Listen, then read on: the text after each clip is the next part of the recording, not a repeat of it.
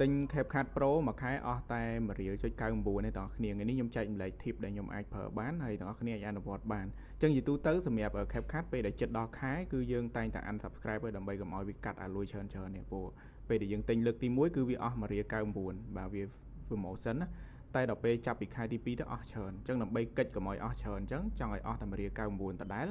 តើគ្នាអាចអនុវត្តតាមវីដេអូនេះបានហើយមើលមួយបាទអញ្ចឹងដំបូងយើងចូលមកកាន់ account របស់យើង account CapCut ហ្នឹងហើយយើងធ្វើការចុច setting ដើម្បីធ្វើការ sign out ជាមួយនឹង account ដែលយើងកំពុងប្រើហ្នឹងចាញ់បាទបន្ទាប់មកទៀតយើងចូលទៅកន្លែងហ្នឹងដដែលដើម្បីយើងធ្វើការ sign in ជាមួយនឹង account ឡើងវិញក៏ប៉ុន្តែយើង sign in ជាមួយនឹង account Google ថ្មីគឺជា account ដែលមិនធ្លាប់ប្រើ CapCut ពីមុនមកបាទអត់ធ្លាប់ទិញជាមួយនឹងគម្រោង CapCut ណាចឹងតើគ្នាយល់ចំណុចនេះអញ្ចឹងខ្ញុំកាត់ហ្មងទៅបាទអញ្ចឹងយើងដាក់ Gmail ថ្មីចូលពឹបមក